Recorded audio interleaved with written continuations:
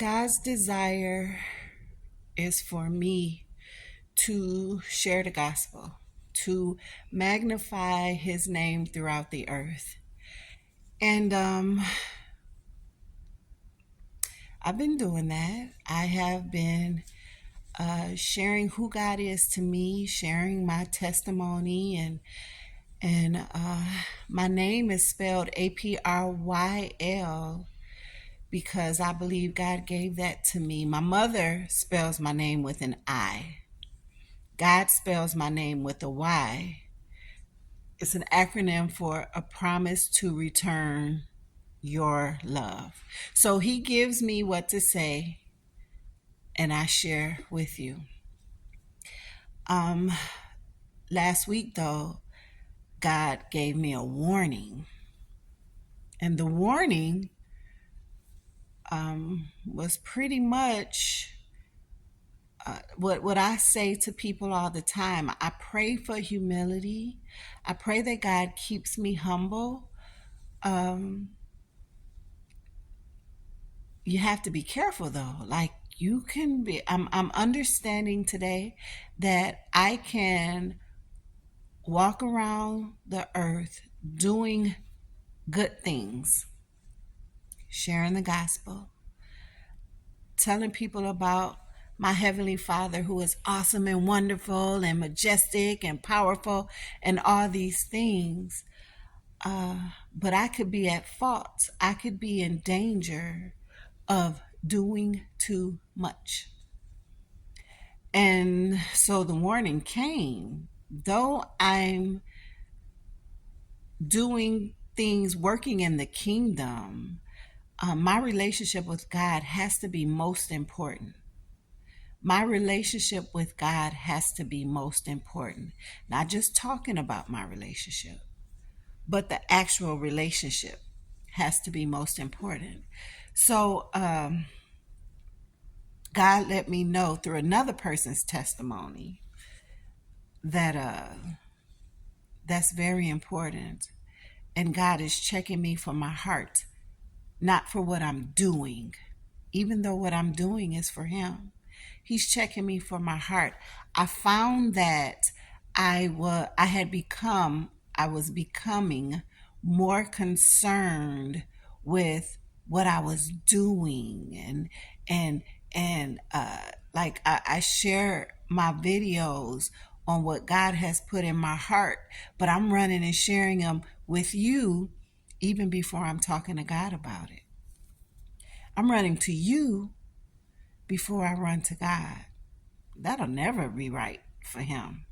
As much as I love you, I gotta love my God greater, more than, better than. I have to love my creator more than I love the creation. And so he had me sitting still and quiet for a minute so that I could recognize that, and I struggled today to even speak to you because I don't want to be guilty. I mean, it got so real where he had me watch this other person's testimony, which spoke to me and showed me what I was in danger of. In this person's testimony, he said God told him that if he were to come back right now, he wouldn't be coming for him. Like, Lord, I don't, if you come back right now, I want you coming for me. I want you to come back for all that you're coming back for. I want to be in the number. I don't want to be busy chasing after y'all, trying to give y'all something. I want to be chasing after God, walking in obedience as he tells me to do something, not just doing something. You understand what I'm saying? It was a check. It was a check, but a check that was needed.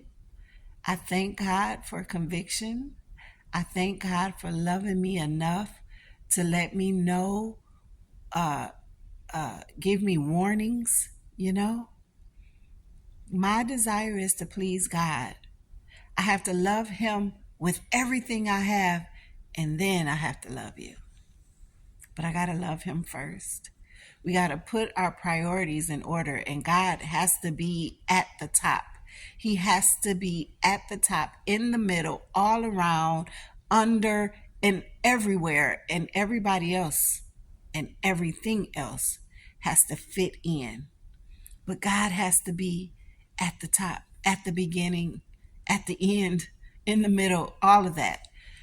I have to say that for myself. I know it may sound redundant to you, but I have to say that for myself, to remind myself to not become so busy that I have God chasing behind me. First of all, He's not going to do that. He leads me. That's what His job is, to lead, ain't to chase behind me.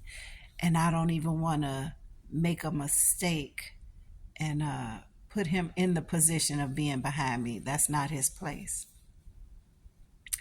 So I'm glad to be here to share that with you. But maybe sometimes that I ain't gonna say nothing because I need to talk to Him and hear from Him. But that's my 2 cents for today.